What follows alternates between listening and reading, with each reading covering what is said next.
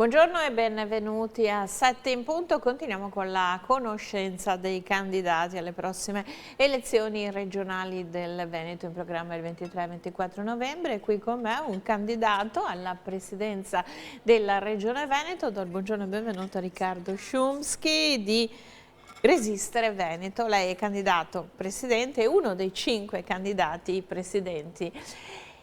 Insomma, un volto e un nome conosciuto, soprattutto legato al momento della pandemia del Covid, perché lei in qualche modo, a dispetto di chi dice che la sua lista, insomma, è la lista dei Novax, lei di fronte al Covid ha preso una posizione chiara e netta. Sì, buongiorno e grazie dell'invito. Beh, chiaramente, insomma, io faccio il medico, ma io lo facevo al Servizio Sanitario Nazionale, non mi si poteva dire che arrivava una virosi e io non dovevo fare niente. Mi ero informato, ho visto cosa avevano fatto gli altri, quali farmaci venivano usati dal punto di vista razionale e io ho cominciato a dire 2 cose, che mai avrei fatto terrorismo se dovessi curare dei miei pazienti, perché il sistema immunitario si deprime, cioè se arriva una cosa e dico guarda non c'è niente da fare, no, ti aiuto anche psicologicamente prima di tutto e poi ti do qualcosa. Non ci vuole molto. Io ricordo sempre che mia nonna, quando ero piccolino e stavo male, mi dava l'aspro, che era l'aspirina, perché era un farmaco antinfiammatorio.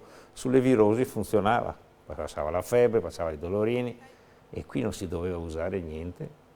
No, ma ho guardato, c'è letteratura mondiale che diceva come si poteva fare la cosa, mi ha destato molto fastidio dal punto di vista professionale, anche vedendo quali erano le indicazioni delle autorità competenti, si fa per dire, di allora, e anche il terrorismo della gente che poi ci ha diviso queste cose. Quindi io ho detto, guarda, se cura io vado a casa a curarli, non mando nessun altro, perché una delle direttive era mandiamo le USCA, queste. Io vado a curarmi i miei pazienti, poi ne ho curati anche non miei perché mi chiamavano. Quanti ne ha curati?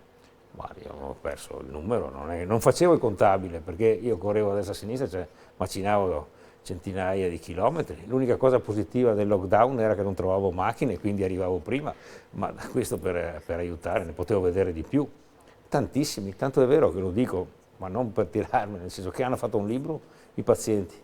Grazie dottor Szumski, me l'hanno consegnato, cioè, diversamente da altri che scrivono libri e li presentano in giro per il Veneto, a me l'hanno presentato, quindi insomma una piccola soddisfazione sul campo, ma è quella che serve al medico, insomma, lo fa per i suoi pazienti. Perché ha deciso di candidarsi alla presidenza del Veneto? Allora, io vengo da una lunghissima esperienza di sindaco, perché sono stato amministratore per 28 anni del mio comune, 4 volte sindaco e 2 vice sindaco. E ho fatto una lotta con la burocrazia, ho fatto guerre con lo Stato, ho vinto delle cause contro lo Stato per difendere le cose. Ho denunciato un Presidente del Consiglio perché non potevo fare una scuola e questi dopo 2 mesi hanno cambiato la legge e hanno potuto farla tutti in Italia. Sono uno che non si arrende facilmente, la burocrazia l'ho sempre considerata asfissiante, sia nell'amministrare che nel medico, perché è diventata burocrazia anche a fare il medico, cioè bisogna stare attenti a come si fa la ricetta invece di come si cura il malato. E quindi ho detto guarda, questa volta proviamo a cambiare, le elezioni regionali sono un elemento perché la sanità è una competenza autonoma regionale e quindi porto la mia esperienza, ma non potrebbe essere una ripicca. Siccome sono 2 anni che giro il Veneto incontrando la gente, dal Po alle Dolomiti, dal Garda al Tagliamento, dagli altipiani alla laguna, la gente mi dice che la preoccupazione che ha è sulla sanità. Lei ha un programma, che cosa non ha funzionato, che cosa non funziona e come si può risolvere? Perché ovviamente, insomma, lei è un uomo pratico, no? E quindi avrà delle idee, liste d'attesa, mancanza di medici, le case di comunità, il fatto di aumentare l'assistenza agli anziani piuttosto che a chi a casa deve gestire dei familiari in difficoltà, che lì poi entriamo in un ambito sociosanitario. Allora, la prima cosa fondamentale è che la sanità è stata ridotta a una gestione puramente dal punto di vista economico. Bisogna risparmiare, quindi azienda zero, tagli degli ospedali, riduzioni posti letto, prima tagli degli ospedali, tagli del personale, investimenti ridotti con risico. Chiaramente questo ha determinato una visione in cui non c'è più al centro la persona, colui che devi assistere. Da questo punto di vista bisogna revisionare completamente, quindi la revisione dell'azienda zero i direttori sanitari non presi perché sono di piacere del Presidente o di chi amministra, ma attraverso un concorso in cui si premia la capacità, che è quella non solo di stare attenti come non si sprecano le risorse che ci mancherebbero, ma di come si rendono migliori per avere un impatto. È chiaro che una cosa che è stata portata avanti è stata l'apertura alla sanità privata. Io non so niente contro la sanità privata, può essere ancillare, aiuta il sistema sanitario, ma se alla fine costringi il cittadino, perché lo costringi non dandogli le risposte, ad andare lui dal privato, questo non funziona bene.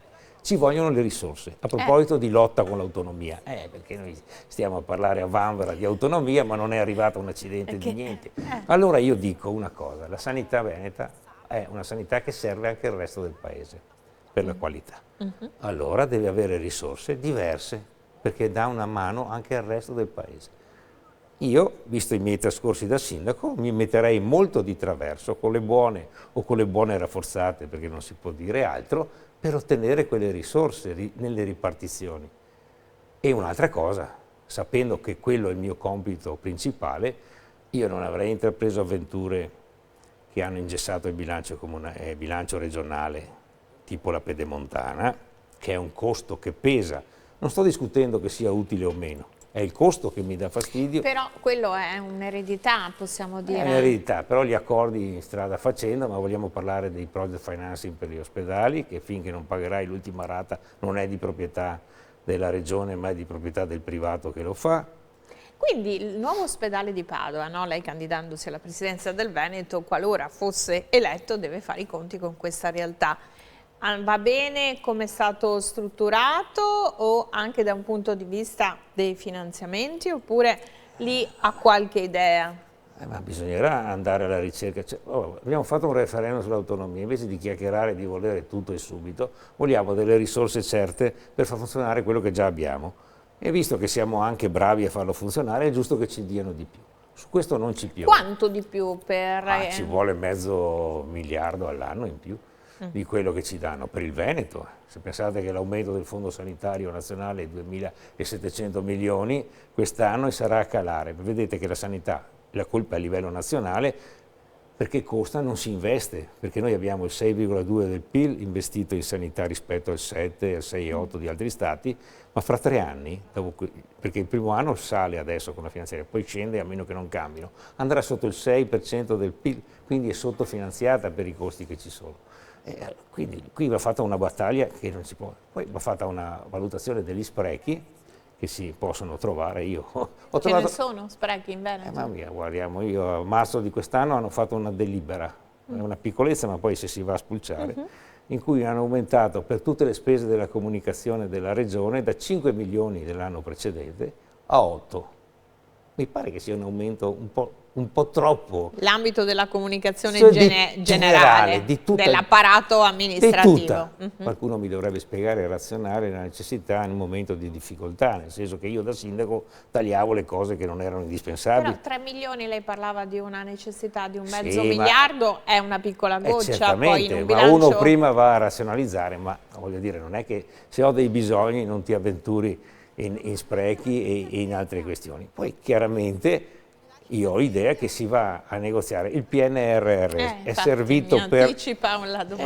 servito per le case di comunità, ma ci sono altri fondi che potrebbero essere utilizzati diversamente.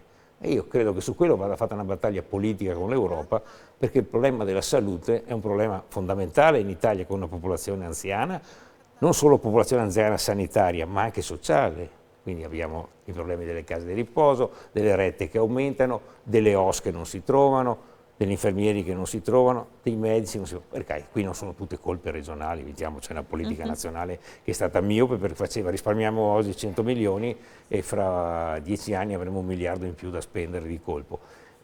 E va anche ricreata una, diciamo, sbocco professionale di specializzazione dei medici che porti a essere attrattivi, perché stiamo perdendo chirurghi, ortopedici, ginecologi. Però i concorsi che fanno, dicono, vanno un po' deserti. Questo perché lei quando parla di attrattività implica anche un aumento di stipendio? Certamente, ma anche la qualità. Allora, io lo dico, io ho un amico che andrà in pensione fra un paio di anni, è primario.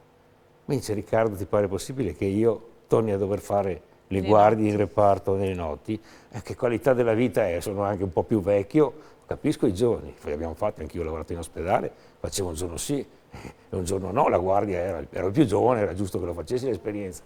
Però cioè, vuol dire, questo è l'attrattività. Non parliamo degli infermieri, io dove vado ci sono moltissimi infermieri che vengono ad ascoltarmi, e i turni, e che devono stare attenti sui materiali, li prendono quelli di minor perché il costo minor qualità. Allora il problema è veramente dei costi, allora dobbiamo cercare di capire che su questo va fatto investimento fondamentale se il sistema sanitario deve garantire la salute ai cittadini.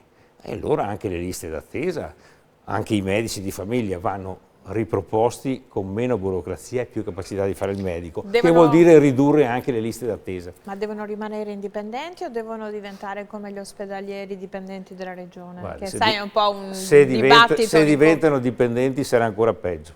Ah, quindi devono mantenere... Lo dico io nella mia esperienza, io sono stato convenzionato, cioè voglio dire, ho dato un servizio, io facevo 100 visite al mese di diciamo, di gente che non poteva muoversi, di tumorali, di quelli che accompagnavamo, faceva parte del mestiere. Cioè, a me non sarebbe piaciuto fare l'impiegato, facevo un altro mestiere. Senta, le case di comunità potranno dare una mano, la cosiddetta medicina territoriale? Dovrebbe essere così, però se mancano i medici, gli infermieri, cosa ci mettiamo dentro? Il rischio è che abbiamo speso soldi per creare degli edifici, delle scatole vuote, e questo è il problema.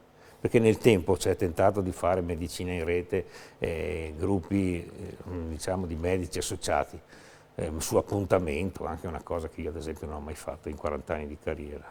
Cioè si viene da lei e si è ricevuti? Chi c'è, finché non ho finito li faccio tutti. Anche se c'è una coda infinita? D'altronde così era. Io quando andavo dal mio medico andavo alle 6:30 di mattina. Io ho cominciato tutta la vita alle 7:30. Però io anche che ho fatto il sindaco, prima ho fatto il medico, prima il lavoro e poi il comune. Senta, quali altre, perché voi siete riusciti anche a raccogliere le firme, no? Quindi siete assolutamente, non siete andati al traino di altri movimenti politici. Oltre alla sanità e al sociale, avete altre priorità oppure il suo programma è concentrato, vista anche la sua esperienza professionale, la sua competenza? No, noi abbiamo... Insomma, noi vogliamo essere intanto un partito territoriale, cioè un movimento che rappresenta il territorio, non ci interessa, cioè il mio obiettivo è quello di dire rimaniamo qui e concentriamoci su queste problematiche. C'è una premessa che noi siamo per la libertà e per la difesa dei diritti naturali, poi un altro è l'identità e la cultura veneta, ma non perché abbiamo delle fisme, perché in un mondo globalizzato in cui cercano di estirpare le radici per dire che è tutto un melting pot, credo che sia opportuno far conoscere da dove veniamo, che storia abbiamo, nel senso buono, quindi faremo di tutto con le autorità scolastiche per rimettere delle nozioni che mettano. Poi uno mi dice che il Veneto non è uguale, nemmeno il tedesco è uguale, da nord a sud della Germania, quindi Però c'è una radice comune. Certo che c'è una radice comune. Quindi è questa radice comune che sì, ma abbiamo modo... già gente preparata che può venire a fare, a preparare anche a formare gli operatori. Treviso c'è anche dei nostri rappresentanti candidati, sono appena stati a Roma, c'è una proposta di legge nazionale che ogni regione possa, con il Ministero dell'Istruzione, permettere che nelle singole realtà si insegnino queste cose, perché l'Italia è bellissima da questo. Quanto la salvaguardia della nostra identità è anche, non è un baluardo del nostro territorio, delle nostre tradizioni, ma anche un giusto mezzo per l'integrazione con gli stranieri?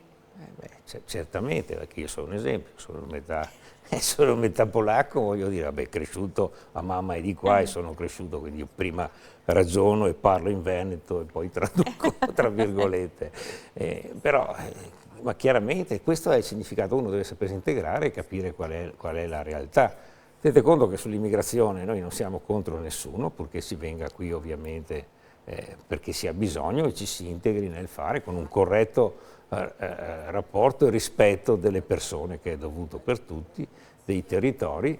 Noi abbiamo pensato anche di introdurre l'assegno di remigrazione per evitare che chi rimane qui non ha lavoro e tenda a essere a carico Siete in linea con Vannacci? dei servizi sociali, ma è un esempio che sta già avvenendo in qualche territorio. Quei servizi sociali li offriamo di rientrare, ovviamente, perché è inutile che stia qui e pesi, cioè, non è giusto che uno non fa niente, qui pesa, poi anche i familiari pesano, e non sempre è una questione che non trova lavoro, anzi diciamo che spesso abbiamo visto deviazioni un po' particolari e abusi in questo genere, è una lamentela che vedo, no? Cioè, che ci vengono a dire questi conoscono tutti i loro diritti. Bene, noi siamo qui, una cosina vorremmo fare, ecco, insomma, non che diventano primi i nostri, ma nemmeno che restano gli ultimi nei bisogni. Quindi equità. Equità, ma tenendo conto che noi l'ISEE è un elemento che ci penalizza, ISEE quando fai, e invece per determinate persone non esiste perché di fatto non è, quindi da questo punto di vista... Però qui bisogna dare uno stimolo al governo, perché per fare questo tipo di ma guardate, iniziative pensate ci che vogliono... per la sicurezza, noi che non è competenza nostra, esatto. noi vogliamo istituire la Guardia Civile Veneta, che è un'esperienza formata da volontari in coordinamento con i comuni. Ma perché formati? È una cosa, formati? Cioè, formati. Volete ripristinare le ronde di un tempo, quelle che c'erano? Non si possono cambiare ronde, quando l'ho fatta io mi hanno detto che non si poteva, gli ho detto che erano per la salute pubblica, andavamo a camminare la sera, però intanto pattugliavamo il territorio, segnalavamo anomalie, disturbavamo. È Questa vero, è Guardia una Civile provocazione, Veneta, è una cosa provocazione, però siccome le competenze sono statali, allora bisogna mettere forze dell'ordine per tutelare i cittadini dalla delinquenza, perché a vedere le cronache dei giornali oggi è un disastro in Veneto, da Treviso a non so dove, quindi inutile vengano a dire che la colpa è mia. Anche le baby gang. Sì. Allora, qualcosina bisogna rifarlo nella scuola anche un po', parte sempre dalla famiglia, ma nella scuola bisogna rimettere, cioè un po' di ordine anche all'interno, non è che sono qui e bisogna tenerli, cosa vuoi farci? Un minimo di severità, l'applicazione delle leggi, sapete che fino a 4 anni ormai non va in galera più nessuno per le condanne. Andrebbe riformata la Cartabia? Mamma mia, di corsa, ma ci avremo da scrivere sulla magistratura. Io ho avuto un processo che è durato 10 anni con cambio di proprietà, sì, una cosa diciamo non penale, ma con cambio di giudice, c'è una roba, non si può, spese direi. Ma adesso che c'è stata la riforma per la separazione delle carriere, come legge questa riforma? Per carità, c'è un referendum in proviamo primavera. a vedere, perché non è che possiamo dire che abbiamo una bellissima che funziona la magistratura. Dico che ci vogliono anche lì risorse, e anche stimoli. Non può essere che un procedimento non va avanti e al giudice non succede niente. Senta, stimoli e risorse si trovano nelle nuove generazioni, i suoi diciamo così, avversari stanno parlando molto di giovani. È anche un tema a voi caro il fatto che insomma, ci sia attenzione alle richieste delle giovani generazioni? Sì, però bisogna metterle in pratica, non è che per andare a prendere i voti io devo andare a te, perché noi non eravamo a nessun governo, io vedo i programmi degli avversari, non voglio parlare male, ma sembra che siano venuti da Marte, cioè tutte proposte adesso hanno governato per 15 anni, e quindi il centrodestra non è che governava Babbo Natale, quindi sono certe promesse. Chiaro, i giovani bisogna dare degli stimoli, però tenete conto che quando li abbiamo puniti chiudendoli, io da medico li ho visti i danni sul piano psicologico, adesso vogliamo dare il psicologo del quartiere, cos'è che ho sentito? È stato un clamoroso errore secondo lei la didattica a distanza? Ma certamente, ma vogliamo mettere l'obbligo per fare lo sport a 12 anni? Li abbiamo massacrati, c'è gente che è abbandonata. Io ho ragazzi che devo sostenere per quello che hanno passato dal punto di vista psicologico, perché a me piace avere questo rapporto e tirarli su. Abbiamo rovinato. Forse era qualcosa che non si conosceva e quindi preventivamente si sono adottate delle misure. Scelta. Ma perché solo l'Italia ha messo l'obbligo a 50 anni per andare a lavorare? È stato fatto un esperimento sulla pelle della gente, perché poi andiamo a vedere i numeri reali io potrei raccontare storie, perché ero sindaco, io li vedevo i dati. Quando poi mi hanno vaccinati erano più quelli che mi mandava l'ULSS perché non poteva negarmeli, e i più ricoverati erano più col vaccino dentro rispetto ai non vaccinati, ma io non voglio fare questa polemica, non mi interessa, è che sono state delle cose che non rispondenti. Il massimo è quello che ha detto Draghi, insomma. Insomma, è una bestialità che uno dovrebbe, se forse l'avessi detto io probabilmente si sotto processo. Senta, l'autonomia è un elemento su cui puntare? Ma bisogna puntarlo, nel senso che il Veneto, che ha 15 miliardi di residuo fiscale, ha delle necessità e anche una sua dinamica, diciamo, imprenditoriale che è diversa. In piccole e medie industrie abbiamo bisogno di risorse per sostenerle, per aiutarle a lavorare insieme, ognuna con le sue capacità di fare innovazione, aiutarli a trovare mercati alternativi rispetto, che so... Aumentare gli stipendi? Quello ci vuole. È che le risorse non è compito, cioè, non è compito della regione, per cui c'è delle promesse. Però può pungolare il ma governo? Bisogna, ma se io faccio un percorso con il mondo imprenditoriale dove io qualifico i ragazzi, qualifico il personale, anche quello che viene da fuori, però tu lo devi pagare perché se lo vuoi sfruttare, non ti devi lamentare che se ne vanno. Io ho una nipote che sta in Catalogna, lei lì ha fatto carriera per i suoi meriti senza nessuno, perché viene valutata, e qui qualche volta i primi mesi il giovane viene sfruttato. Dobbiamo un po' cambiare, ma per questo si può cambiare dal basso. Guardi, l'esperienza di questi 2 anni dal basso veramente è stata eccezionale, sia sul piano umano, ma anche su quelle che sono le esigenze della gente. Poi potremo parlare. Ho visto il rapporto ISPRA sullo spreco del territorio, ma bastava guardare con i propri occhi senza attendere che qualcuno venisse a certificare quello che abbiamo fatto. Il piano casa è un disastro perché ha permesso, è vero che ha dato delle risposte, ma ha permesso un'ipercementificazione. I numeri sono tremendi. Difendiamo il nostro territorio. Vogliamo parlare del fotovoltaico sul territorio agricolo? Ma è una vergogna che ha dell'incredibile, cioè, il problema dell'energia c'è, ma quelle sono speculazioni perché poi vediamo... Lei è favorevole al nucleare moderno? Io non sono contrario a priori, cioè bisogna ragionare che se l'energia è un problema per tutti, bisognerà cercare di capire come sviluppare questo. Premesso che come per le medicine non c'è nulla che non abbia un effetto collaterale. Siamo in chiusura, Resistere Veneto è un movimento indipendente, più vicino al centro-sinistra, più vicino al centro-destra o ha un suo percorso identitario e indipendente? È un movimento multiculturale, vicino alle persone, vicino ai veneti. Questo siamo, non siamo né di destra né di sinistra, che sono comunque concetti a mio modo di vedere che ghettizzano e sono superati, perché le sensibilità possono intrecciarsi. Noi siamo per i veneti. Io ringrazio Riccardo Szumski, candidato alla presidenza della Regione Veneto di Resistere Veneto. Ringrazio voi per averci seguito anche questa mattina. Grazie e arrivederci. Grazie e buona giornata a tutti.